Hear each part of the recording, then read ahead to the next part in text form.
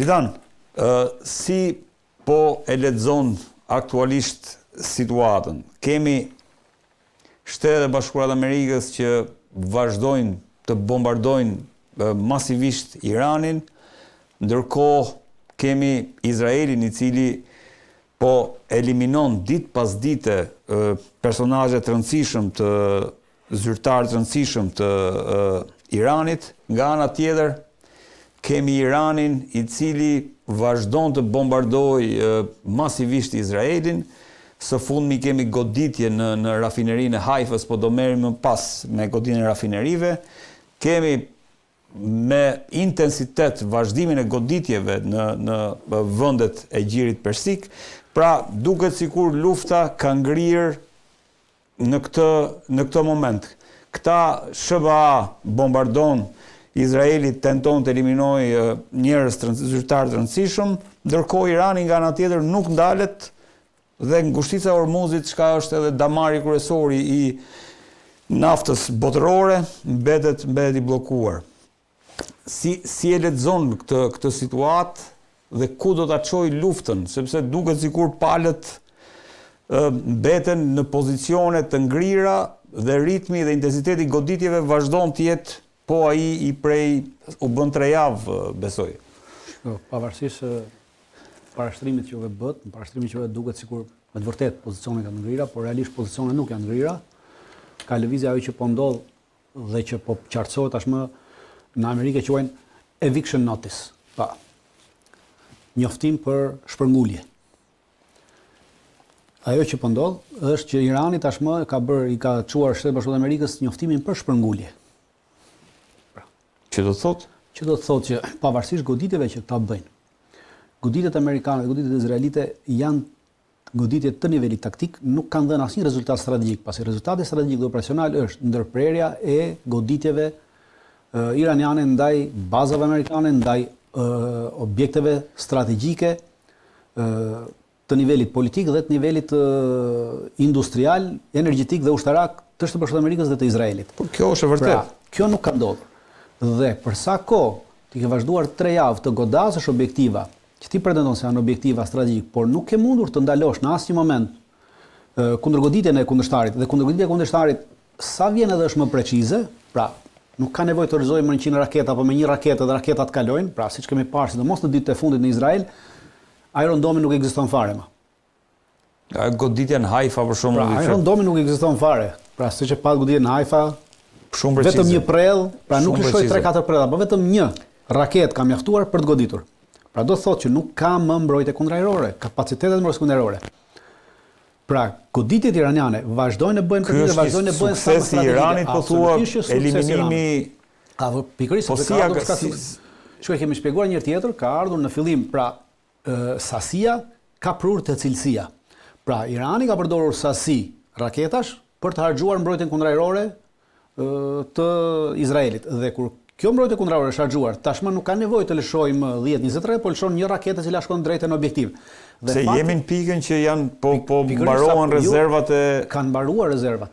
Për çka kanë mbaruar rezervat? Pra ato rezerva që janë përdoren për objektiva strategjik të nivelit më të lartë. Pra normalisht që edhe ajo rafineria në Haifa është nivelit strategjik, industrial dhe energjetik. Por ama varet se cili është prioriteti i autoriteteve izraelite. Pra prioriteti i autoriteteve izraelite mund të jenë objektivat politik. Më të rëndësishëm se sa pra kryeministria, komanda qendrore dhe mbrojtja kundërajrore është përqendruar rreth këtyre. Dhe ajo që është harxhuar atje nuk është zëvendësuar në Haifa. Dhe për këtë arsye, raketat iraniane bien dhe shkojnë në precizion dhe nuk ka nevojë të shojë shumë para të shohë një raketë. Dhe plus është shtuar dhe është përmirësuar shumë më tepër për pikëmëria e goditjes. Pra precizioni i raketave. Pra, me çfarë lidhet kjo Dritan? Kjo me faktin që iranianët i kanë mbajtur kapacitetet e tyre teknologjike, pra kapacitetet teknologjike të raketave, të koordinimit të raketave, komunikimi satelitor, navigimi i raketave, ka mbetur i pacënuar në zinxhirin komandues të Iranit. Dhe kjo është dështim operacional dhe strategjik i bombardimeve izraelite dhe bombardimeve amerikane kundrejt Izraelit. Dhe plus që kemi një mungesë kohezioni ndërmjet Izraelit dhe ndërmjet dy agresorëve, pra agresorët kryesorë në Izraeli dhe Amerika, ndërmjet tyre dy agresorëve ka një mungesë kohezioni politik. Fakti që Izraeli bombardon dhe vret figura të rëndësishme në Iran, të cilat mund të jenë dhe mund t'i përkasin asaj që Amerika kërkon, pra të shkojnë në drejt një tavolinë e bisedimi, pra figura që mund ta pranojnë bisedimin. Larijani ka qenë një nga këto figura, po thua Dritan, që mund të ishte një nga pjesëtari i bisedimeve, ka qenë pjesëtari i marrëveshjes së parë me Obamën, pra kryetari i marrëveshjes së parë me Obamën, që ka udhëhequr komisionin negociator. Pra i përket kësaj fushë dhe eliminimi këtyre po thua po bëhet qëllimisht. Elimini këtyre Izraeli po bën qëllimisht në mënyrë që sepse kur ti vjet këta të vjetrit, sido që të jetë, një vjetër sado radikal të jetë, nuk është asnjëherë më radikal se një i ri. Sepse për shkak të eksperiencës politike, për shkak të eksperiencës në udhëheqje, për shkak të eksperiencës në administrim, normalisht që ai peshon gjërat shumë më ndryshe, pavarësisht radikalizmit. E qartë. Dhe Izraeli po bën në këtë, pra eliminimi një figure të tillë, sado radikale, normalisht do të zëvendësohet me një figurë tjetër më të re, e cila do të jetë shumë herë më radikale se kjo që është. Pra, duke eliminuar mundësinë Shtetet Bashkuara të Amerikës që Shtetet Bashkuara të Amerikës të ulen në një bisedim tavolinë, në një tavolinë bisedimesh. Pra kjo është kohezioni politik ndërmjet dy agresorëve në këtë moment nuk ekziston. E qartë. Pra, në të gjitha këtë që ju parashtruat, po. Në të gjithë këtë që parashtruat nuk ka të bëjë, pavarësisht goditjeve. Goditjet janë dhe mbetën në nivelin taktik dhe nuk kanë asnjë rezultat goditjet që bën agresori ndaj Iranit. Kurse goditjet e Iranit kanë dhënë rezultate të ndryshme dhe vazhdojnë të japin rezultate. Ju përmendët këtu bllokimin e gjirit të Hormuzit. Duhet kemi një gjë parasysh që ngushtica e Hormuzit në çdo lloj lufte gjë e parë është gjeografia. Dhe në këtë gjeografi duhet kemi gjithë parasysh që ku fillon Irani e deri lart në Irak quhet gjiri persik. Pra, ai kontrollon. Quhet gjiri persik. Nuk quhet gjiri Arabisë, gjiri Irakut, gjiri Omanit, quhet gjiri persik. Ngushtica e Hormuzit është pjesë e gjirit persik. Pra çdo lloj anije që funksionon nga këtu në detin e Omanit. Pra, nga deti i Omanit e deri lart është gjiri persik. Është gjiri persik. I Persisë ose Iranit. I Persisë, pra Iranit.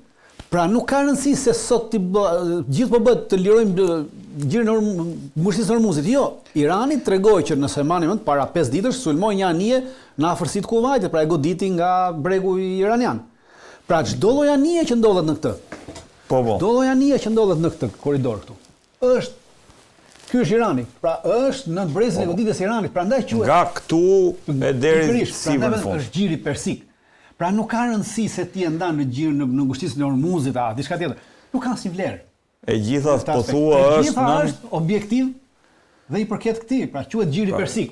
E qartë. Është gjeografia. Dritan, se do dalim pak te Hormuzi në mënyrë të veçantë, po kjo eliminimi i figurave të larta tregon një lloj dobësie të Iranit në raport me kontrollin e hapësirës qiellore? Jo, duhet kemi një nuk tregon dobësim të kontrollit të hapësirës ajrore. Po si realizohen këto eliminime, sepse këto serviren dhe perceptohen si avantazh. Pavarësisht se si serviren, atëre kemi dy gjëra. E para, të gjithë personat që janë vrarë nuk janë vrarë nëpër bunkere sekrete, nëpër vendqëndrime sekrete, nëpër baza sekrete.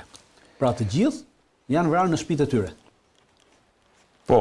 Dhe kur tjetër me vret në shtëpinë e vet, do me thënë që është një lokacion që të gjithë e dim.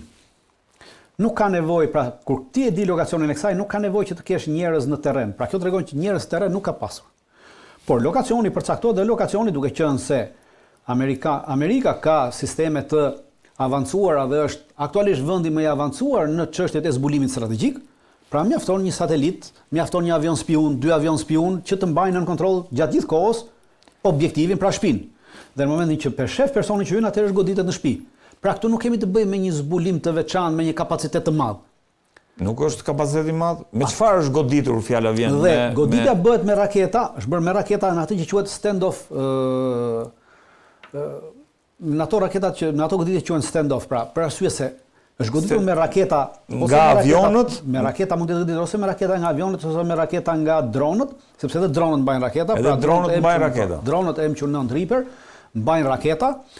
Mbajnë raketa të cilat mund të shkojnë edhe deri 600 km, pra nuk është e thënë që patjetër avionit mund të jetë goditur edhe nga jashtë hapësirës ajrore të Iranit. Pra nuk ka pasur nevojë ty në hapësirën ajrore të Iranit. Ka goditur. Absolutisht ka goditur nga jashtë, objektive është përcaktuar në moment dhe shpejtësia e raketës është 4-5 Mach, pra për punë minutash për minuta. Absolutisht. Pra personi ka qenë në shtëpi. Të gjithë kanë qenë në shtëpi, edhe Laridxhani ishte në shtëpinë e tij kur u vra. Pra këtu është e gjitha, pra nuk kemi të bëjmë me një aktivitet zbulimi të rafinuar, njerëz në terren dhe kjo tregon që Irani nuk e kontrollon. Kurse hapësira ajrore, ajo çfarë dhihet poshtë gjithë të që hapësirën ajrore nuk e menaxhon, pra e kontrollon Irani është pasi dje Irani ka qelluar një avion F-35. Po, i kam ato pamjet. Po. Avioni F-35 i qelluar është pranuar edhe nga CENTCOM-i. Pse? Në momentin që avioni ka hyrë në hapësirë, sepse deri më përpara, deri dje, asnjë avion nuk hynte në hapësirën ajrore iraniane. Parsi të gjithë përdornin ato raketat që quhen JSM. Raketat JSM 158 GBM, janë raketa 158 GBM, ato e kanë distancën 950 km. Kjo është pamjet e publikuara nga Irani këto. Po, 950 km. Dhe për 950 km, këto raketa lëshoheshin nga jashtë territorit të Iranit. Pra jashtë. Tashmë duhet kemi një parasysh që këta F-35-at që përdoren. Këta janë të padukshëm, stealth. Që ta bëjmë për ata që po na dëgjojnë. Duhet të padukshëm. Do vjedh aty. Po të seroj këtë punë raketave. Pra, avionet F-35 ngrihen nga aeroplanmbajtësia. Këta ngrihen nga aeroplanmbajtësat. Dhe raketat që kanë janë të limituara, këto raketat që kanë largësinë, pra JASM 158 GBM-ja është 950 km ka rrezën e goditjes. 950 km. Pra nuk ka nevojë ty në hapësirën ajrore iraniane. Por për 3 javë këta i kanë harxhuar këto raketa, jo se i kanë mbaruar Shtetet Bashkuara të Amerikës këto raketa, po i kanë mbaruar aeroplanmbajtës, pra në aeroplanmbajtës ka qenë depozita, pra dhe mbaruan këto raketa. Dhe tashmë ju kanë mbetur vetëm raketat janë ca raketa JASM 120. Ato e kanë distancën 160 km, maksimumi deri 200 km. Pra, tashmë duhet që për të përhedhur këtë raketë, duhet hyrë brenda territorit të Iranit. Në momentin që ka hyrë brenda territorit të Iranit, atëherë radari iranian ky është radari iranian që e ka identifikuar. Dhe goditja është bërë, pra ky goditje është bërë në ora 2:35 minuta të mëngjesit. Kjo goditje. Pra, avioni ka qenë duke fluturuar në këtë konfigurim të natës. Gjatë natës duke shfrytzuar edhe modusin që ai ka për stealth, pra i pa kapshëm nga radari. Po ndërkohë që radarët iranian e kanë kapur në momentin që ka hyrë në hapësirën ajrore iraniane. Si shpjegohet kjo, Dritan? Pra do të thotë që çfarë do të thotë kjo në kuptimin e hapësirës? Do të thotë që iranianët në bashkëpunim me kinezët dhe me rusët kanë zhvilluar një teknologji të tyre, një radar të tyre që mund të kapi dhe avionin e padukshëm. Në këtë moment ky avion është obsolet. Pra ky avion, kjo fuqi ka rënë, ka mbaruar sepse nuk është më avantazh strategjik. Nuk është një avantazh, mbaroi. Dhe kur ti ke arritur të kapësh një avion F-35, që është i padukshëm, po avionet e tjerë F-16 i pakapshëm deri tani, po avionet F-16 dhe F-15 dhe F-18 që janë të gjithë avion që janë të dukshëm, pra nuk kanë kapacitetin e padukshmërisë, atëherë automatikisht ata janë objektiv shumë herë më i lehtë për Iranin. Prandaj tashmë lufta do bëhet më interesante dhe Shtetet Bashkuara të Amerikës duhet të gjejnë patjetër një rrugdalje sepse thash, municioni, raketat me rrezet gjatë veprimi kanë mbaruar, a kanë mbaruar këtu, jo në Shtetet Bashkuara të Amerikës. Jo, kanë mbaruar tek këto raketa, do të kemi një parasysh. Ka në depot e Shtetet Bashkuara të Amerikës raketa të tilla JASM 158. Aktualisht sipas dokumentave të Pentagonit, ata posedojnë diku rreth 3000 copë të tjera. Por ama që këto raketa të vendosen në aeroplanmbajtëse, duhet që nuk mund të bëhet në det, duhet që aeroplanmbajtësia të shkojë tankorohet në një vend të caktuar, të specializuar për embarkimin e këtyre raketave në aeroplanmbajtëse. Dhe vendi më i afërt është Kreta. Gjiri Souda në Kretë. Është baza amerikane navale atje. E qartë. Por në këtë moment do flasim pak për aeroplanmbajtësen Dritan. Po në këtë moment kjo fuqi ka mbaruar. Kjo që ka kapur radari, kjo më bën përshtypje. E kap radari, pra gjithkusht mendonte që Irani nuk kishte kapacitete të tilla, ja Irani tregoi që ka kapacitete të kapi radarin pra. Dhe këtu janë rusët dhe kinezët po thua Dritan. Gjatë gjithë kohës është nënvlerësuar Irani. Irani ka thënë prej fillimit që ne kemi kapacitete të kapim avionet stealth, kemi kapacitete të godasim ata, kemi kapacitete të mbyllim xhirin e Hormuzit, kemi kapacitete të godasim me raketa çdo lloj objektivi në xhirin që përket në Gadishën Arabinë. Dhe të gjitha janë nënvlerësuar dhe janë nënçmuar, ndërkohë që Irani ka thënë të vërtetën dhe të gjitha këto po vërtetohet që janë të vërteta. Po kjo F-35 ishte realisht, ndërkohë Dritan po diskutohet dhe për një tërheqje, është tërhequr, ka patur një avari ajo aeroplanmbajtësia Lincoln. Jo, aeroplanmbajtësia Ford. Aeroplanmbajtësia Ford, e cila ka qenë që ka qenë në fillim të operacionit në detin e Omanit. Aeroplanmbajtësia Ford nuk ka qenë në detin e Omanit, aeroplan mbajtësa fort ka qenë aktualisht ndodhej në detin e Kuq, ndodhej në përballë Xhedës. Ka pasur, pra thuhet se ka pasur një avari, por realiteti është që nuk po të riqet për shkak të avarisë. Ajo aeroplan mbajtëse duhet të vinte të zëvendësonte aeroplan mbajtësen. Për këtë që do vinte të zëvendësonte, se prandaj u bëra pak konfuz. Do të zëvendësonte Lincolnin, por problemi është nuk është Lincolni kjo që ka patur një problem. Në detin e Arabisë poshtë në Oman. Vazhdon të jetë. Po vazhdon të jetë atje Lincolni. Po problemi është që Huthët kanë hapur, pra edhe Huthët kanë marrë pjesë në luftë dhe kanë deklaruar që i bashkojnë luftës për Iranit. E shpallën zyrtarisht. E shpallën, por ama para 4 ditësh ata e kanë edhe bërë një deklarat pak ashtu ambigue, por që përcaktonte qartësisht që neve jemi në luftë. Dhe në këtë moment deklaruan që në momentin që hyn në luftë, asnjë anije ose luftanie amerikane ose aeroplan mbajtës amerikane nuk do të lejohet të kalojë në ngushticën e Bab el Mandetit. Dhe aeroplan mbajtëse amerikane që të shkonte në detin e Omanit, duhet të kalojë në ngushticën e Bab el Mandetit. Po. Dhe rrezikon të goditet me dron, me raketa nga Huthët. Dhe për këtë arsye, amerikanët vendosin që ta kthejnë mbrapsht dhe ta çojnë në Kret, duke thënë që ka rënë zjarr dhe zjarr me të vërtetë ka rënë një zjarr, po zjarri ka rënë në lavanderi, pra nuk është se ka rënë në komandën, në drejtimin e komandues të anijes, diçka që mund të pengojë aktivitetin operacional të anijes. Pra, po kthehet sepse nuk kalon dot sepse ngushtica është bllokuar. Ngushtica e Bab el Mandetit është bllokuar dhe çdo lloj anije që do të kalojë, edhe anijet evropiane që do të vinë, që pretendojnë të vinë aty, pra nga Evropa ato anijet, pra ka qenë këtu, duhet kemi një parasysh. Ka qenë këtu. Dhe duhet kalonte në këtë pjesën këtu. Pra kjo pjesa këtu është ngushtica e Bab el Mandetit. Duhet kemi edhe një hartë tjetër regjia nëse ka, se është një ku është më e përcaktuar ajo rruga, nëse është e mundur. Dhe se kjo, po. Të gjitha anijet e tjera që do të vinë, pra, sepse ka deklaruar tashmë Hollanda, Britania, Franca që do të çojnë anije. Pra pas kërcënimit të Trumpit që do të lindë pa armatim, pa mbështetje në Ukrainë, ata vendosën që të thonë do të çojmë anije atje. Dhe këto anijet kjo regjia është tjetër, nuk është sot, është e ditës martë, ajo po gjithsesi. Dhe të gjitha anijet duhet kalojnë në këtë ngushticën e Bab el Mandetit. Pra çdo lloj anije ushtarake amerikane do të kalojë këtu. Ti grupacioni agresorësh, pra Amerikës dhe Izraelit, në luftë kundër Iranit, do të jetë subjekt i goditjes nga Huthit. Ja, kjo është. Faleminderit. Po, ngushtica e Bab el Mandetit, pra do kalojë këtu. Dhe asnjë anije nuk do mundet hyjë dhe të kalojë këtu. Pra ku ka qenë kjo aeroplan mbajtëse drejta? Aeroplan mbajtëse ka qenë këtu. Ka qenë, okay. Pikërisht. Nga aty tani po kthehet. Nga aty tash do po kthehet dhe do shkojnë në Kret. Dritan, e mbaj mend që kur kemi diskutuar strategjinë e sulmit, ka qenë një aeroplan mbajtëse 15 ditë mbaron tërhiqet dhe vjen tjetra. Po çfarë do të ndodhi tash nga pikpamja operacionale me pikpamja operacionale tashmë aeroplan mbajtëset pra nuk kanë më asnjë efekt, kanë mbaruar dhe këtu jemi në atë që rënja e fuqisë, e projektimit fuqisë të Shtetit Bashkuar të Amerikës. Shiko, Shtetet Bashkuara të Amerikës e projektojnë fuqinë e tyre, pra kanë projektuar fuqinë e tyre në dy rrugë. E para është nëpërmjet diplomacisë, pra projektohet fuqia, e dyta është nëpërmjet diplomacisë ekonomike dhe e treta është nëpërmjet forcës ushtarake. Pra, diplomacia ishte presioni politik që bënte dhe përdoreshin edhe sanksionet ndryshme.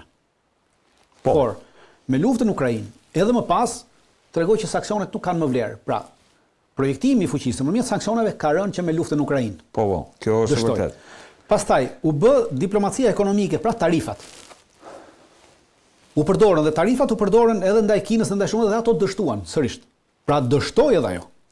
Dhe kishte mbetur vetëm opsioni i fundit për projektimin e fuqisë ishte opsioni ushtarak. Edhe ky opsion ushtarak po tregon që nuk ka fuqi të projektojë më. Pra opsioni ushtarak ra dhe tre bazat kryesore të projektimit të projekcionit të fuqisë të një perandorie kanë dështuar. Në momentin pra perandoria ka dështuar të projektojë fuqi.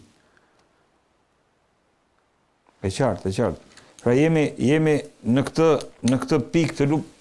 Pra, çfarë do ndodhë me operacionin Dritan, se kjo është pyetja. Pra, nëse shkojmë në pikën që kapen radar, domethënë nuk është marrë ende në kontroll hapësira ajrore e Iranit. Nuk është marrë në kontroll hapësira ajrore e Iranit dhe fakti që është goditur FTV tregon që mbrojtja kundërore me rrezet të shkurtër dhe me rrezet mesme veprimi është efikase dhe e vlefshme.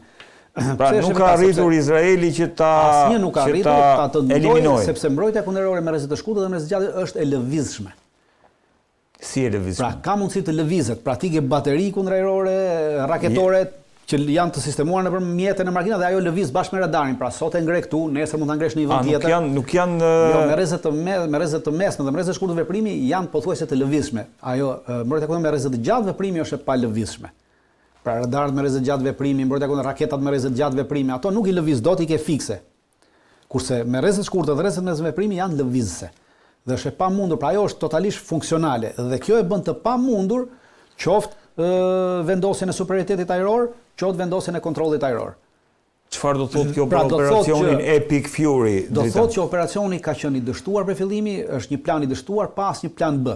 Pra të gjithë thash kemi nën vletësimin total, kemi një përllogëritje të gabuar strategjike dhe operacionale nga ana e Amerikës dhe Izraelit, ka është përllogëritje. E keq përllogëritje. Përllogëritje e gabuar quhet pra në doktrinën ushtarake, ekziston si koncepte, pra koncepti i përllogëritjes gabuar. Dhe përllogëritja ka pasur gabuar fillon që nga përllogëritja strategjike e cila ka të bëjë, pra përllogëritja strategjike ti shef, vendimarrja strategjike e cila ka të bëjë me vendimin politik. Sepse kur thua për strategjia është niveli më i lartë i marrjes së vendim dhe këtu është niveli politik. Pra cilat janë objektivat politik? Rrëzimi i regjimit, kaosi, shkatërrimi i saj, balkanizimi, ndarja. Këto dhe ti ke menduar dhe planifikimi dhe afati i operacional që ke vënë. Pra këto janë objektiva që vendosen nga niveli politik. Dhe niveli politik ka dështuar, pra ka bërë një përllogëritje të gabuar se me një ndërhyrje ushtarake vetëm ajrore, për disa ditë, ose për një javë, ose për 2 javë, Irani dështon, bie, shkatarohet regjimi, ballkanizohet, të gjitha këto tjerat. Pra kjo është përllogëritje e gabuar sepse ti ke nënvlerësuar kapacitetet, të gjitha kapacitetet, që nga kapacitetet ushtarake, që nga kapacitetet fetare, që nga kapacitetet morale të Iranit. Pastaj kemi të bëjmë me përllogëritje të gabuar të zbulimit. Dhe përllogëritja e gabuar e zbulimit, pra koncepti i përllogëritjes së gabuar e zbulimit, doktrina ushtarake ka të bëjë që ti nuk ke mundur të zbulosh kapacitetet e vërteta ushtarake dhe kohezionin e vërtet politik të vendit cilin do sulmosh. Ka dështuar Mossadi, po thua? Absolutisht ka dështuar Mossadi, CIA dhe të gjitha tjerat, sepse deri më sot kanë thënë dhe nëse keni dëgjuar thoshin që Irani vetëm 3000 raketa ka. Po, kjo ka qenë. Dhe mbaroj, pra, po duket që Irani nuk pas ka 3000 raketa, po i pas ka 30000 raketa. Pra këta s'kan pasur asnjë dieni se sa raketa ka Irani. Nuk kanë pasur asnjë dieni për kohezionin e brendshëm social, sepse kanë deklaruar që sapo ta sulmojmë, populli do ngrihet do ta rrëzojë, ndërkohë që sulmuan dhe populli u bashkua flamurit dhe nuk e rrëzoi. Pra kjo do thotë që goditja e parë ishte goditje, domethënë vrasja e liderit, atë perceptim dha. Po, pikërisht, prandaj po them që po këtë perceptim e dha sepse ishte përllogëritje e gabuar. Pra zbulimi ka dështuar totalisht. Pastaj ti ke përllogëritje të gabuar perceptimi. Llogaritja e perceptimit është kur kundërshtari, pra në këtë rast Irani i ka bërë të ditur që prej fillimit që në rast se na sulmoni, çfarë do lloj sulmi që të jetë nga ana juaj, ne do të llogarisim si luftë totale. Dhe do përgjigjemi me gjithë kapacitetin prej fillimit. Kjo është nënvletësuar nga agresorët, duke thënë që se ka blluf Irani këtë punë. Pra, për llogaritje e gabuar. Irani ka thënë që në rast se ne na sulmoni, ne kemi kapacitetet të godasim të gjitha bazat ushtarake amerikane dhe ka thënë që ne do t'i vëmë zjarrin gjithë rajonit. Dhe sërish është marrë si blluf. Pra perceptimi i asaj çfarë ka deklaruar është bërë për llogaritje gabuar në këtë aspekt. Pastaj kemi përsëri llogaritjen e gabuar ka ardhur në aspektin operacional. Pra është llogaritur që me një operacion të shkurtër vetëm me forcë ajrore të arrihet të ndryshohet regjimi, të rrëzohet, të merret diçka në kontroll. Gjë që s'ka ndodhur asnjëherë më parë. Dhe kjo është operacion i gabuar sepse në këtë operacion është përfshirë edhe ana logjistike. Pra siç tham se erdhën te raketat që kanë mbaruar dhe tashmë avionet do të hyjnë brenda dhe rrezikojnë të goditen. Pra demilitarizimi i Iranit nuk ka ndodhur demilitarizimi i Iranit. Se ka qenë objektiv apo jo? Po ka qenë një objektiv. Ka qenë një objektiv, po është objektiv, pra është po llogaritur gabim sepse është llogaritur që kapacitetet ushtarake të Iranit nuk janë këto që janë tash, pra kanë qenë më të vogla sipas përllogëritjes, ndërkohë që po dalin kanë qenë shumë më të mëdha. Për llogaritje gabuar organizative, pra është menduar që Irani nuk ka kapacitete organizative, zinxhiri komandues do të bjeri, hierarkia komanduese do të bjeri në rast se vrasim 1-2 komandant. Ndërkohë që kjo po ekziston teorikisht, po ekziston për grupe të cilat janë grupe paramilitare dhe pretendojnë që merren edhe me veprimtari parapolitike. Por në një shtet i cili është shtet civilizim siç është Irani, nuk ka shans ti duke vrarë një person të rrëzosh një shoqëri. Është e pamundur në këtë aspekt. Pra gjitha këto janë përllogëritje totalisht të gabuara të bëra, këtyre doktrinave, të cilat kanë sjell në këtë rezultat, dhe ky rezultat përse qartësisht që ti nuk mund ta fitosh me luftën, sepse kur ti bën gjitha këto llogare të gabuara, ato më thënë që ke humbur dhe të gjitha këto po dalin që janë të gabuara, atëherë iniciativa strategjike nuk është më jotja, iniciativa strategjike i përket atij kundërshtarit që ti ke sulmuar. Dhe çfarë do thotë në të momentin iniciativa strategjike? Do thotë që Shtetet Bashkuara të Amerikës dhe Izraeli nuk kanë më kapacitete ta mbyllin këtë luftë. Ai që e mbyll këtë luftë është Irani, pra fjala e fundit i përket atij. Në momentin që ai vendos të mos godasi më dhe në momentin që ai thotë unë nuk do godas më, lufta është e mbyllur. Në momentin që ai vazhdon thotë ju edhe po ndaluat, unë do vazhdoj, pra i përket atij iniciativa, pra gjithë iniciativa aktualisht në këtë moment i përket Iranit. Iniciativën e nisjes e kishte Shëballa Izraeli, sepse normalisht iniciativën ai e nis, pastaj më njëherë morën këta. Plus ajo çfarë është edhe më gabuar, është bërë për llogaritje e gabuare për shkallëzimit, që është edhe më e rëndësishme. Pra për llogaritje e gabuare për shkallëzimit dhe dalim atje që thatë juve te ato të energjisë janë sulmuar. Po, pra rafineritë sepse shkalla në doktrinën ushtarake ajo që përthet është shkalla e përshkallëzimit. Pra shkalla e përshkallëzimit është unë do godas objektiva ushtarak, ti godet objektiva ushtarak. Unë do godas objektiva civil, ti godet objektiva civil. Unë do godas ura, ti godet ura. Unë do godas ta them ambasada, ti godet ambasada. Pra kjo është shkalla e përshkallëzimit. Kemi kaluar te rafineritë. Këtë shkallë e përshkallëzimit e ka në dorë agresori, sepse ai e përcakton. Pra ti godet tu kundërshtarit të kundërpërgjigjet në këtë. Dhe tashmë kemi kaluar në shkallën, në një shkallë, më e cila shkalla e përshkallëzimit të goditjeve të objekteve të energjisë. Po. Dhe Irani edhe këtu kemi sërish vlerësim për llogaritë të gabuar të perceptimit, sepse Irani ka thënë që në rast se goditen objektet energjetike ne godasim gjitha objektet energjetike në rajon. Përfshi edhe në Izrael. Edhe në Izrael ja ku e kemi. Po, pra, ka goditur në Haifa, ja ku janë pamjet. Pra, u godit ky objekt i energjisë në Iran, e cila është fusha më e madhe e naftës në Pars. Por ama do të kemi gjë, fusha më e madhe e gazit. Kjo fushë e gazit nuk i përket vetëm Iranit. Pra do të kemi gjë. Fusha e gazit nga cila Irani e merr gazin është e përbashkët me Iranin dhe Katarin. Po, e ka më të hartën, sepse ndodhet në këtë gjirin, në këtë ngushticën e Hormuzit. Dhe në momentin që ti godet Iranin, ke dëmtuar edhe kapacitetet e Katarit. Sepse është e njëjti rezervuar. Njëjti bazen gjeografik që mban gazin. Pra, kjo është. Pra gjitha, pra këtu automatikisht ke dëmtuar edhe aleatin e Shtetit Bashkuar të Amerikës, edhe Katarin. Por kemi një dhe Irani u kundërpërgjigj. Pra, goditjen që bëri Izraeli, normalisht që kjo goditje ishte nivel përshkallëzimi, pra me dieni të saktë të Shtetit Bashkuar të Amerikës. Po Trump u distancua. Po distancimi i Trumpit tregon një gabim tjetër shumë më të madh politik. Pra tregon te Trumpi jo vetëm që se ka haberin e politikës, po as të geopolitikës, të geostrategjisë. Pra nuk ka haber nga dynjaja. Sepse në momentin që Shteti Bashkuar Izraeli është aleati i tij në luftë dhe goditja të Trumpit nuk mund të thoshte që Izraeli ne nuk dinim gjë bëri pa leje ton. Sepse kjo ti në fakt parë çfarë projekton te elektorati yt pra brenda në vend që ti ke bërë përsipër me një vend tjetër të sulmosh një vend tjetër dhe ti s'ke asnjë kohezion dhe asnjë marrëveshje ushtarake. Pavarësisht ata janë bërë marrëveshje këtë punë. Por fakti që ti deklaron këtë, do thotë që neve nuk merremi vesh, pra komanda nuk ka komunikim. Po, dhe kjo tregon dobësi totale politike, diplomatike dhe ushtarake nga ana e Shtetit Bashkuar të Amerikës. Pavarësisht se realitet nuk qëndron kjo që thot Trumpi. Pra realiteti është komplet i ndryshe, por kjo deklaratë të krijon të perceptim. Dhe kjo perceptim do të thonë që Irani ka arritur, pra në rast se do ta marrim thjesht me një naivitet dhe do jemi fare naiv, mund të themi që shef Irani ka arritur që t'i ndajë këta të dy edhe ushtarakisht, pra nuk po merren vesh me njëri tjetrin. Është fitore e Iranit, ndërkohë që nuk është kështu.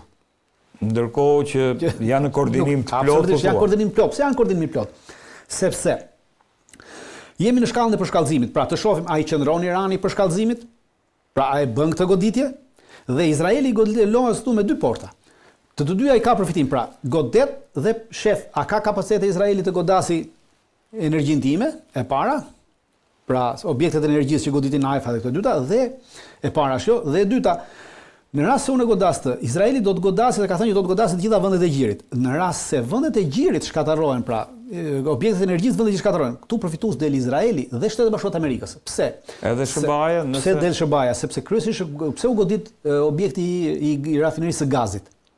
Në Pars. Po në Pars, sepse Shtetet Bashkuara të Amerikës kanë nisur një projekt në Shtetet Bashkuara të Amerikës për rritjen e kapaciteteve të gazit të lëngshëm, sepse Amerika është një nga vendet që prodhon shumë gaz të lëngshëm. Në Texas ishte si gaz. Aktualisht prodhon diku rreth 70 milion kubik në vit.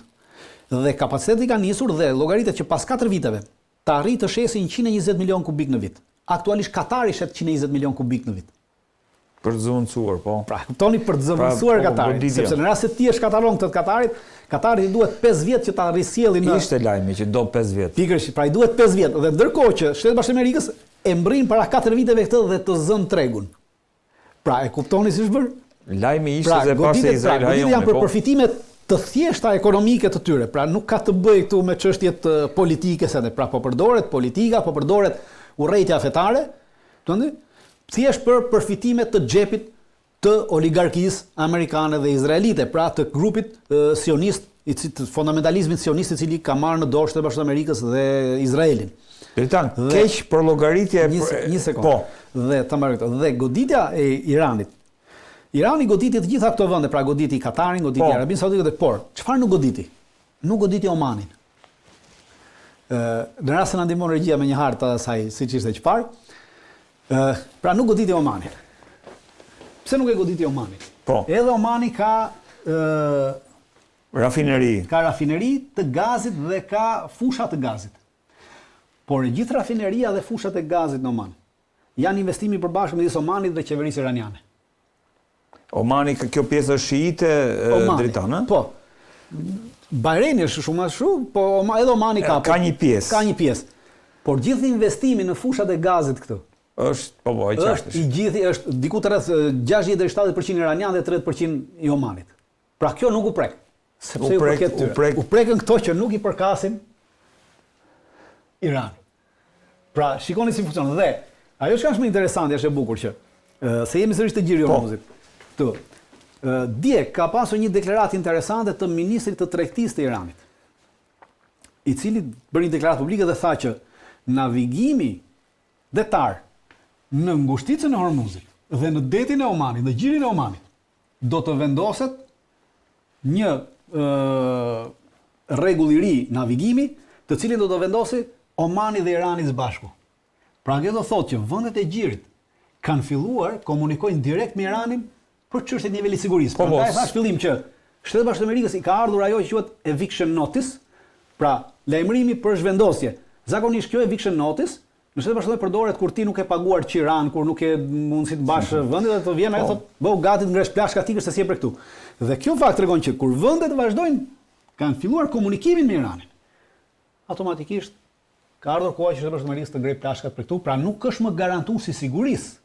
Dhe Irani prandaj i goditi të gjitha këto në Katar, në Kuvajt, në Arabi Saudite, pse për të treguar gjitha këtyre vendeve dhe gjithë pjesë tjetër që Shtetet Bashkuara të Amerikës nuk janë garantues të sigurisë. Pra garantuesi nuk ju shesin në siguri. Po, garantuesi i sigurisë juaj jam unë. Pra merremi vesh bashkë dhe unë ju garantoj që juve nuk goditeni. Pra jemi në aspektin konceptin më të thjeshtë të fortit të lagjes. Pra vjen i forti i lagjes dhe ç'a bën? Ai godet 1, 2, 3, 4 ata që mbahen si të fort. Kush mbahet si i fort? Arabia Saudite mbahet si i fort. Dhe aktualisht ky që quhej MSB-a, pra princi arab Bin Selmani ishte pompuar nga gjithë media perëndimore si njeriu i fortë i gadishullit arabik, si njeriu i fortë i gjirit persik. Aktualisht ka 3 javë që nuk del askund. Nuk shpreh askund. Edhe kur mlodhi ministrat e jashtëm ministrat e jashtëm nuk arritën të bëjnë një deklaratë qesharake, një deklaratë që tregonte që s'arrin do të projektojnë forcë. Pse? Sepse ka dalë një fort i ri, pra ka ardhur sherifi i ri në Katun. Dhe ky sherifi i ri tashmë po ju tregon këtyre që juve duhet të merreni me mua dhe jo me Shtetet Bashkuara të Amerikës, sepse Amerika nuk është më sherif për këtu. Pra sherifi i ri jam unë dhe këtu garantoj unë sigurinë, nuk e garanton më askush tjetër. E qartë. Kjo është interesante. Kjo pjesa e asaj që e sigurisë, të fortët shesin siguri të doptit besnikëri. Absolutisht. Po tani besnikëria ndaj e dobëve po thua dritan? Besnikëria ndaj të dobëve tash. Jo, e të dobëve ndaj të fortit. Në këtë moment jemi në një pikë që këta të dobtit nuk mund t'i japin besnikëri Iranit, por do ta bëjnë me ndërmjetësi. Dhe ndërmjetësi kush do të jetë në këtë mes? Ndërmjetësi do të jetë një fort tjetër, i cili do zëvendësojë të fortin që ikën. Pra, i fort tjetër më shumë se Irani është ose Kina ose Rusia. Pra, ai do jetë garantuesi që ky i forti i lagjes tuaj nuk ashtu sepse garantojmë neve. Jo, shumë. Pra do kërkojnë një garantues. Pra logjika thjesht shu ekziston çdo lloj marrëdhënie. Jo, shumë e qartë. Edhe marrëdhënia me shtetin, ti paguan taksa shtetit dhe nuk i paguan taksa krimit organizuar sepse shteti ty të garanton mbrojtje nga krimi organizuar. Në moment që s'ka shtet, vjen krimi organizuar dhe vijnë gjobat. Pra kështu funksionon dhe ti i jep besnikëri atij që të garanton ty. Në këtë moment shteti garanton qytetarëve mbrojtje dhe qytetarët paguajnë taksa shtetit. Në momentin që shteti nuk i garanton më qytetarëve mbrojtje, do paguash taksën atë ai që të garanton. Pra vendet e gjirit nuk e kanë më garancinë, pra nuk do kërkojnë tek diku tjetër. Po mbrojtja e Shtetit Amerikës për vendet që ka rënë, pra nuk ka asnjë kapacitet që ti mbrojë. Bazat nuk janë më, po jo vetëm bazat, po garanci. Edhe industrinë e tyre energjetike nuk mund ta garantojë ta ruajë më, sepse u godit e gjitha. Kjo është Dritan, ishim te ajo. Pra kjo është projekcioni i forcës. Pra Irani në këtë moment ka goditur projekcionin e forcës amerikane, pra siguria pra që ka zëvendësuar me projekcionin e vet.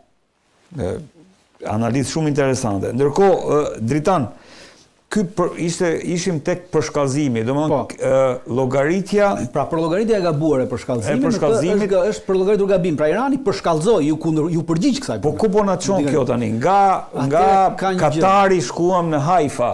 Po, edhe në Haifa, pra goditja në Haifa ishte ajo përshkallëzimi që i bëri edhe Izraelit, pra mund të godasë edhe objektet tuaja të energjisë, pra në rast se ti më godet unë godas tënden. Ku jemi tani në pikën që a mund të shkoj dhe më sepse përshkallëzimi, si thash, përshkallëzimi varet nga agresori. Pra shkallën e përshkallëzimit në dorë ka agresori, pra në rast se agresori bën një përshkallëzim tjetër, ai do të përgjigjet një tjetër. Dritan, un kam një lajm që qarkullon që është jo se është goditur dhe këtu duhet të jem korrekt, por ka ndodhur, regjia duhet ta kemi një hartë aty. Është goditur ajo që ti shpesh e kemi diskutuar dhe bashkë këtu, domethënë që atë centralin bërthamor të Busherit e kontrollojnë rusët, Rosatomi, apo jo? Rosatomi. Është goditur, nuk mund ta them. Jo, nuk po ka rënë atje tek ai cepi atje, ka rënë. Çfarë është projektili? Projektili është pra koka e raketës, një kokë rakete ka rënë. Projektili nuk ka shpërthyer, pra do të thotë që është lëshuar një raketë. Raketa ka pasur këtë trajektore, pra ka qenë duke kaluar në këtë trajektore. Dhe në një moment caktuar, ka një foto tjetër regjia. Defekti për diçka tjetër, ajo ka rënë, pra nuk ka arritur të shkojë në fund dhe bie projektili. Nuk është nisur për këtu. Jo, nuk është nisur për këtu, nuk është e rënë për këtu, sepse duhet kemi që parasysh që në këtë të Busherit, pra në centralën 350, ja ku është 350 metra nga reaktori numër 1, po. Duhet kemi që parasysh që centrali bërthamor i Busherit aktualisht është në menaxhimin, nën kontrollin e Rosatomit. Janë diku rreth 480 shkencëtar rusë që punojnë atje, të ndryshëm. Të niveleve të ndryshme, shkencëtar, teknik. Po. Këto dhe në Busher rusët kanë instaluar një S-400.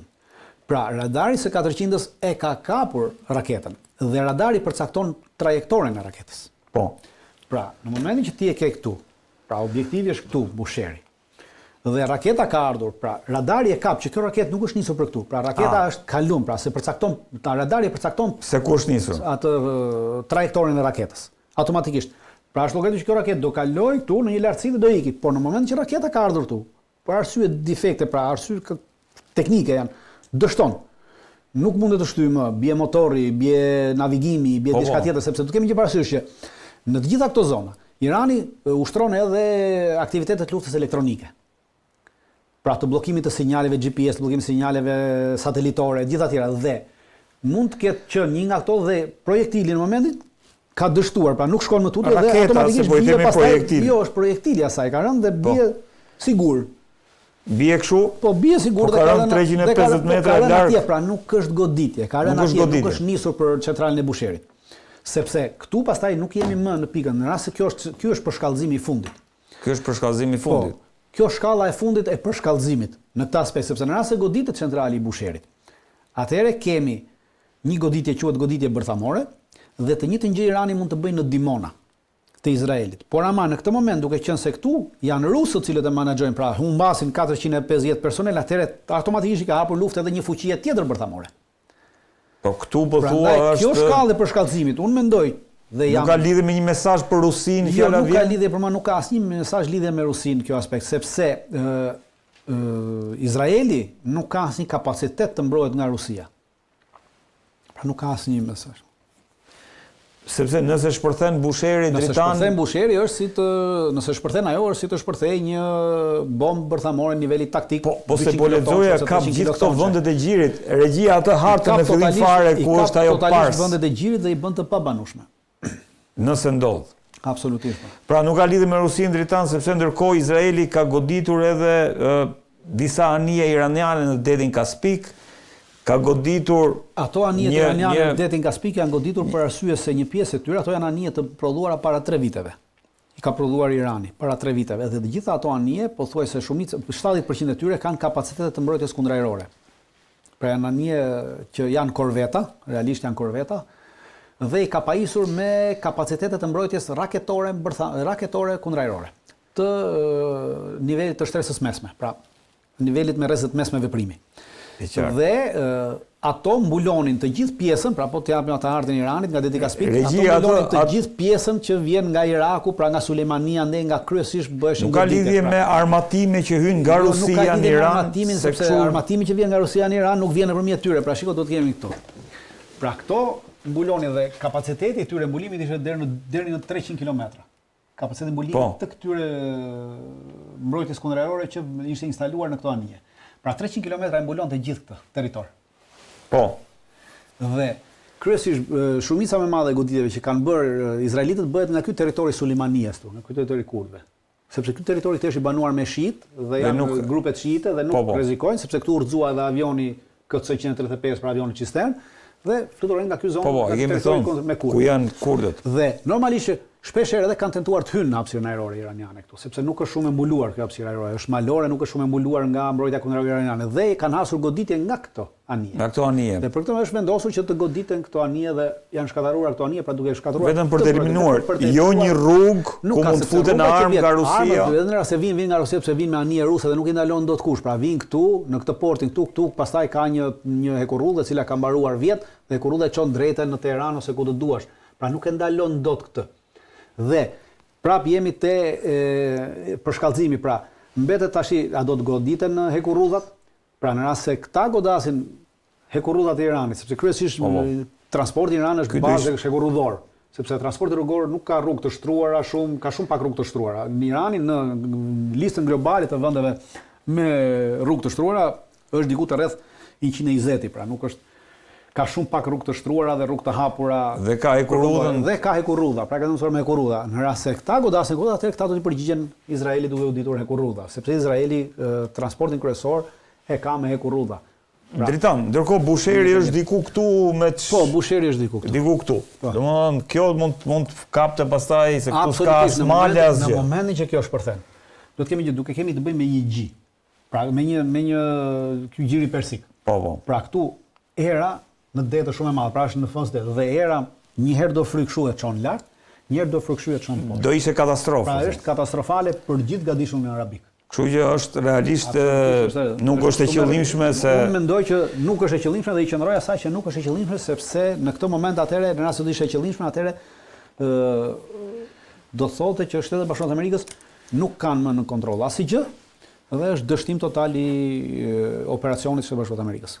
Ndërkohë, Dritan, shkojmë tek Hormuzi, ajo aleanca e NATO-s duket sikur ka kthyer dhe një përgjigje ndryshe nga ajo që dha në fillim, po krijohet një koalicion për Hormuzin, po ndërkohë që flasim pak për koalicionin, do kalojmë edhe ky koalicion, siç e thash pak më parë, është detyruar të kalojë në gjirin e Adenit. Pra këtu nuk ka për të kaluar dot ky koalicion. Po, kjo prandaj sa parë është gjiri i Adenit. Prandaj shkova aty. Domethënë ndërkohë që kemi këtë, kemi dhe Huthit tani që futen në lojë. Pengesa e parë pikërisht për këtë hyn Huthit në lojë, për të penguar çdo lloj koalicioni ushtarak që të kalojë këtu. Pra, pengesa e parë janë Huthit. Për të shmangur Huthit, atëherë këto duhet të kalojnë përtej Afrikës. Sa që kanë aty Dritan te duhet të kalojnë përtej Afrikës, e të vinë këtej poshtë Afrikës, pra duhet gati 1 muaj e gjys që të vinë në Oqeanin Indian. Pra, deklarimi futja zyrtarisht në luftë e Huthive është për të bllokuar çdo lloj koalicioni që do të vinë në ndihmë Shtetit Bashkuar të Amerikës dhe Izraelit në detin e Omanit. Mirë, koalicionin e bllokon, po kjo bllokon edhe jo, anije tregtare nuk do janë është përcaktuar. Anije tregtare, çdo lloj anije luftarake, pra ata kanë thënë çdo lloj anije luftarake që do të vinë në ndihmë Shtetit Bashkuar të Amerikës, qofshin ato amerikane ose çdo vendi tjetër që shkojnë, nuk do të lejohen të kalojnë në gjirin e Adenit. Pra e kanë përcaktuar anijet luftarake jo tregtare. Anijet tregtare do vazhdojnë të qarkullojnë pa problem. Anijet luftarake është deklarata e tyre e djeshme, përcaktojnë që anijet luftarake. Pa do të thotë që ky koalicioni nuk ka ku kaloj. Pra lidhet koalicioni me këtë. Lidhur me këtë. Pra për këtë, pra vimte ajo që për llogaritjen e perceptim që Irani ka thënë që ne mund ta përshkallëzojmë, pra në rast se ju shkoni, ne mund ta hapim, ta bëjmë edhe më të gjerë. Dhe më e gjerë është kjo që bllokojnë dy ngushtisat kryesore, Bab el Mandenti dhe Gjiri Hormuzit. Pra Irani projekton forcë edhe përtej qëndrimit vet gjeografik, edhe përtej gjeografisë vet. Dhe këtë forcë e përcakton këtu. Dhe ky është përshkallëzim edhe shumë i madh politik dhe gjeopolitik. Pra nuk është ato. Dhe e dyta, kemi të bëjmë me një gjë, edhe në ngushtisën e Hormuzit që kemi këtë ndalimin. Aktualisht në ngushtisën e Hormuzit çka ka bërë? Një pjesë e mirë e vendeve po i kalojnë anijet. Pra anijet e tyre, qoftë ato tregtare, qoftë ato cisterna. Po kalojnë anije. Po kalojnë në marrëveshje me Iranin. Pra po merren vende deri më dhe po paguhet $2 milion një anije. Po i paguhet Irani $2 milion një anije për të kaluar. Për të kaluar safe. Po në rastin e ndihmon energjia me një hartë që ishte një hartë që tregonte rrugën e kalimit se çfarë po ndodh tash Irani, çfarë po projekton. Për Hormuzin po themi. Shkojmë tek Hormuzi, regjia. Një ideja është kjo. Tjetrën që të Aty ku ishin përpara. Po një Hormuz që na nxorri në fillim me dy harta. Po, që është parë si janë dy harta kështu, të dyja, që tregojnë lëvizjen e anijeve. Regjia, ndërkohë. Gjithsesi, atëherë, ajo që po kalon këtu.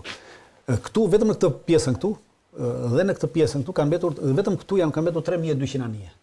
3200 anije cistern. Jo, anije të gjitha ga. 3200 anije të gjitha, pra cisterne dhe anije të tregtare. Tashmë, më përpara kalimi ka qenë këtu. Pra, ky është ishulli Keshp, ky është ishulli Latak. Ishulli Latak. Kreshmë dhe Latak. Më përpara kalimi bëhej këtu. Pra ky është kalimi i vjetër. Po. Në ngushtisën e Hormuzit. Tashmë çka kanë bërë? Iranianët kanë vendosur që kushdo që të kalojë do kalojë midis Keshmit dhe Latakut duke hyrë në ujërat territoriale iraniane. Këtu është kufiri pra. Po. Hyrë në ujërat territoriale iraniane. Dhe këtu kanë garanci. Dhe këtu japin garanci të kalojë këtu. Pra kush paguan, kaluan këtu. Dhe çka kanë bërë? Kanë premtuar që nesër në rast të një çdo lloj koalicioni që vjen, iranianët do ta minojnë gjithë këtë. Në momentin që Irani e minon këtë, kaq duhet minoj. Ja vetëm këtë. Dhe i ka kapacitetet ta minojë këtë. Aktualisht. Dhe mbetet. Në momentin që minon atë rruga e vetme mbetet kjo. Pse Irani po e bën këtë? Pra në rast se rruga e vetme mbetet kjo, për dy arsye. Pra çdo lloj anije nesër duhet marrë leje për të kaluar në Iran, sepse hyn në ujërat territoriale iraniane. E para, e dyta qofshin këto anije tregtare, cisterne ose ushtarake. Dhe e dyta që është kryesorja, çdo anije që hyn në këtë territor duhet paguaj, sepse ti këtu paguan shfrytëzimin e ujërave territoriale. Pra dhe pagesën nesër e vë Irani. Tarifën ta vë ai sa do jep pagesa. Dritan. Pra Irani po merr nën kontroll, po nxjerr nën kontroll gjysmën e ngushtisë së Hormuzit dhe po i bën gjithçka të kalojë në territorin iranian. Pra aktualisht e ka marrë në kontroll gjithë. Pra çfarë do lloj tentative që të bëj, edhe në rastin në moment caktuar ky koalicioni erdhi, në rastin momentin e Shtetit Bashkuar të Amerikës sollën 3 aeroplan mbajtëse, 4, 5. Në atë moment që Irani do shohë që nuk mundet të ndalojë koalicionin për një arsye për të caktuar. Do vendosi këtë. Atëherë do hedhë mina ato, do ta minoj dhe çminimi i kësaj i merr 9 muaj e më tepër.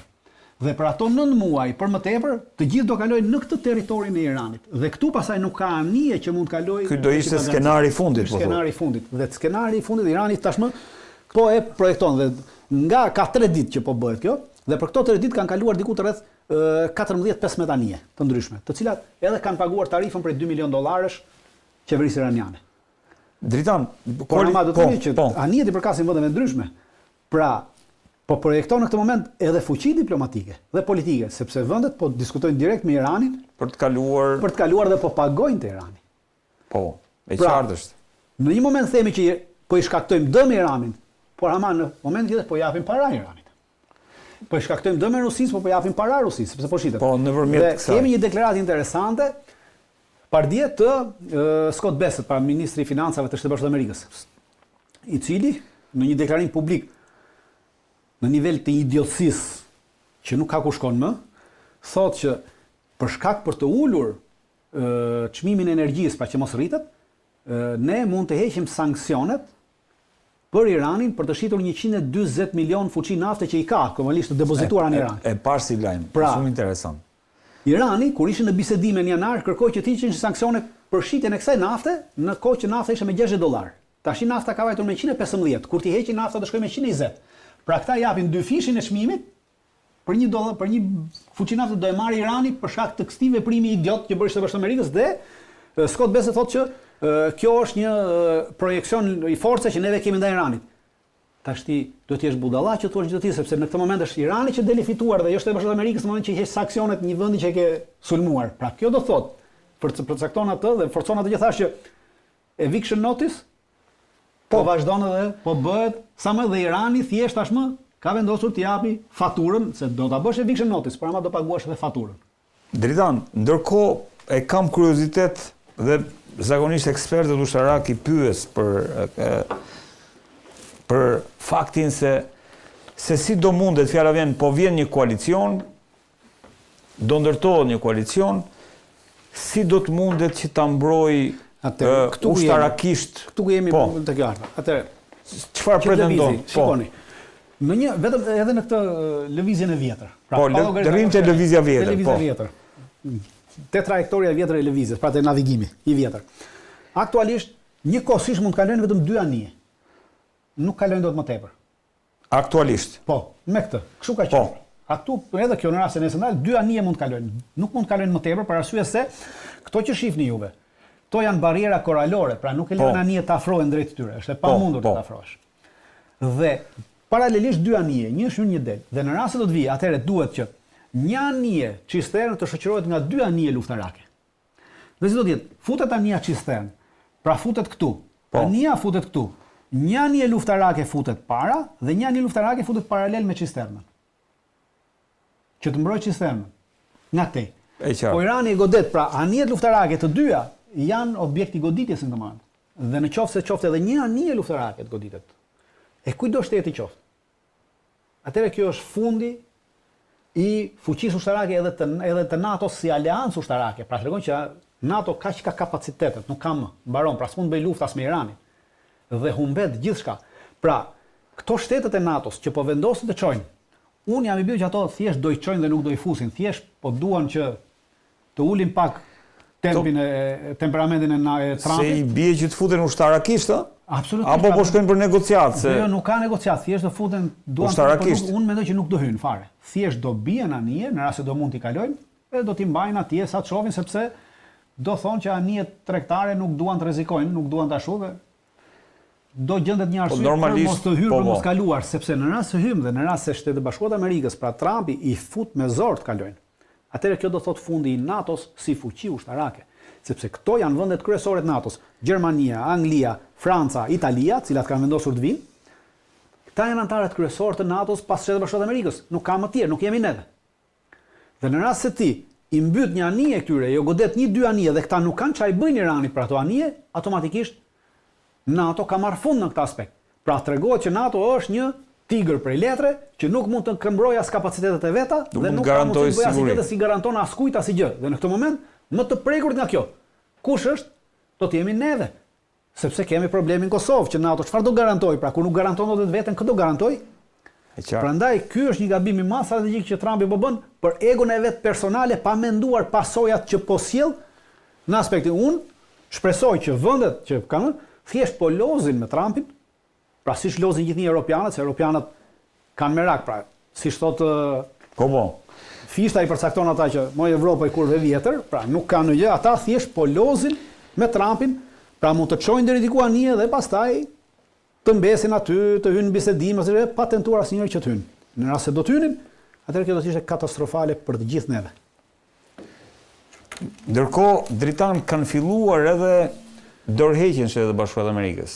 Është dorëhequr shefi, po themuni antiterrorit, zoti Kent.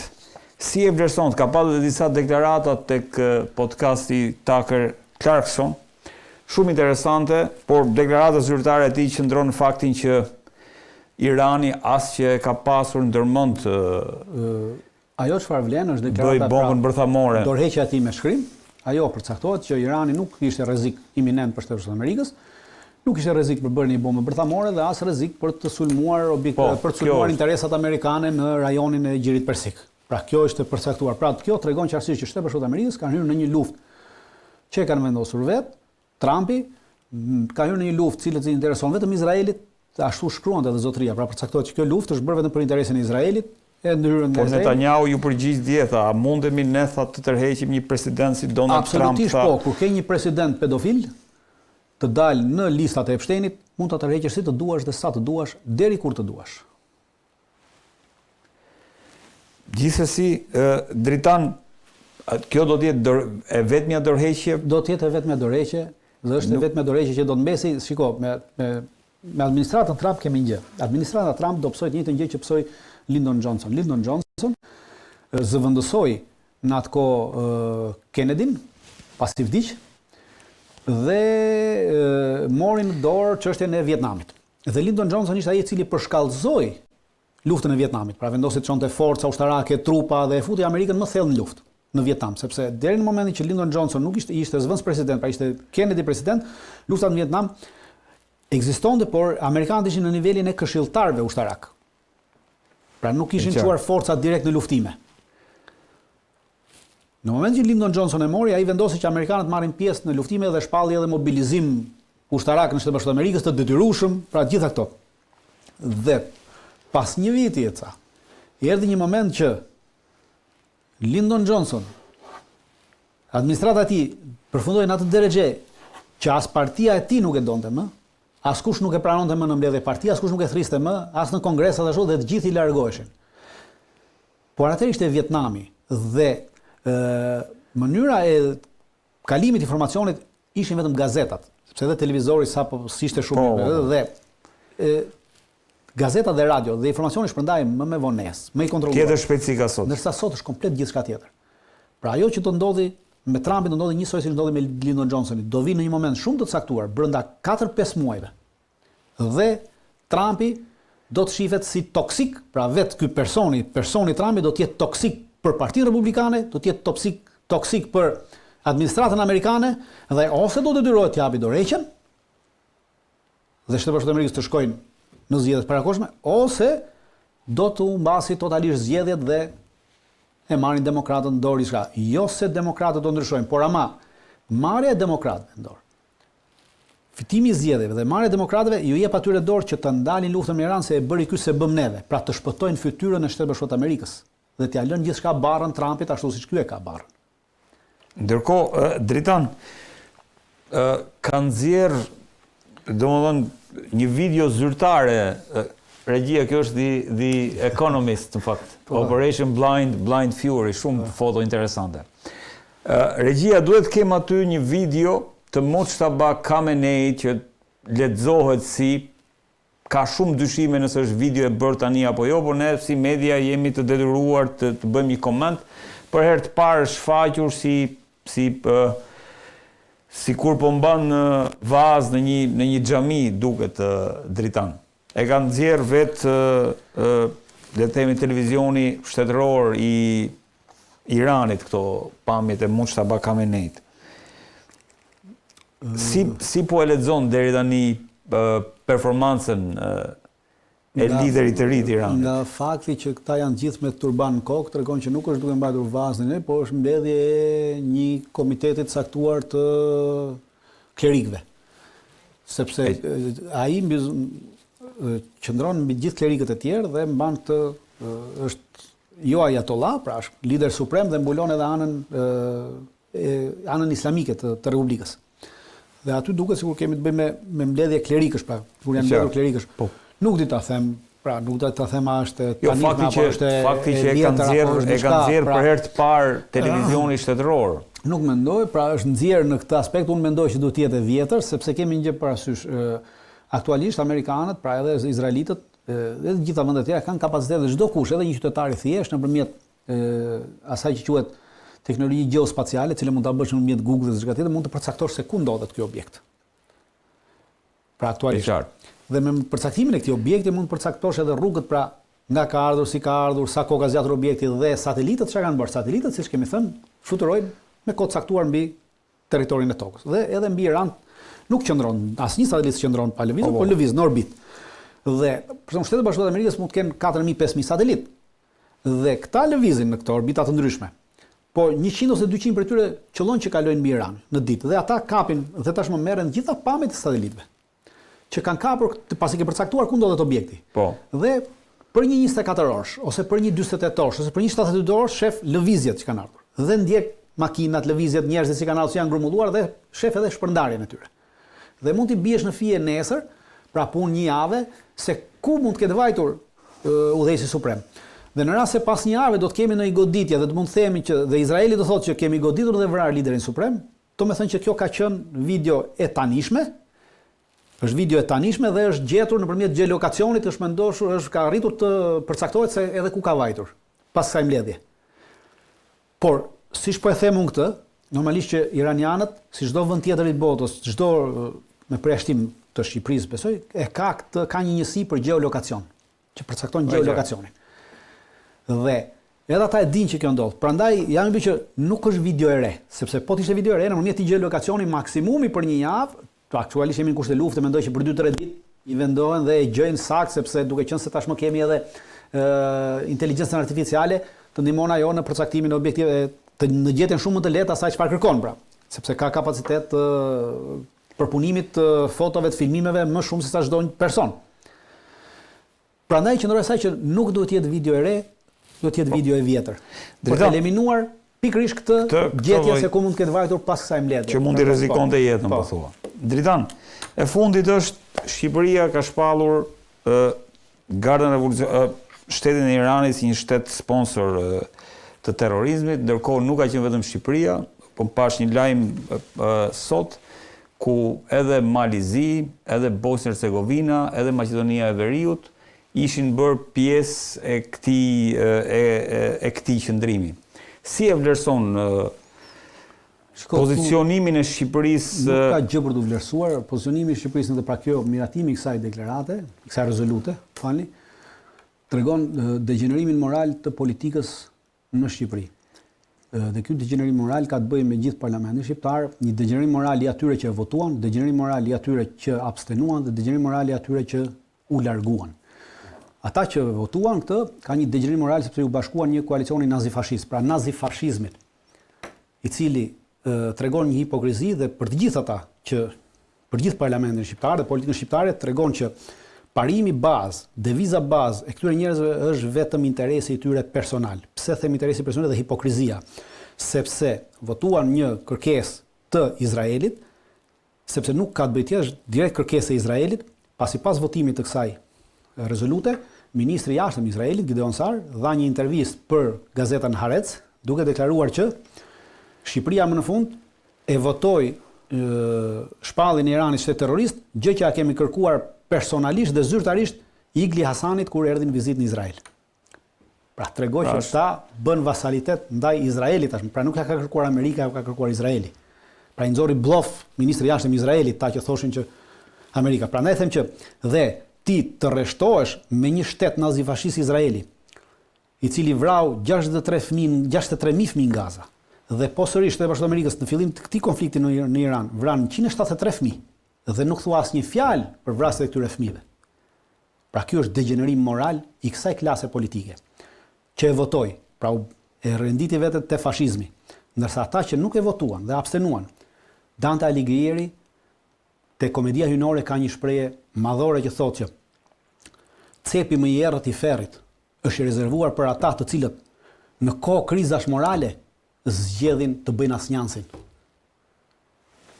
Dhe jemi në krizë morale sepse shoqëria jonë është në krizë morale, është shoqëria civile në krizë morale, është edhe shoqëria fetare në krizë morale. Sepse kjo dhe kryesisht kjo shoqëria fetare i cili voton këta që s'kan lidhje me fen, po që shohin vetëm interesin e tyre edhe asgjë tjetër. Pra tregon që si shoqëri jemi në një krizë morale dhe kriza morale si shoqëri reflektohet në degenerim moral në Parlamentin e Republikës së Shqipërisë.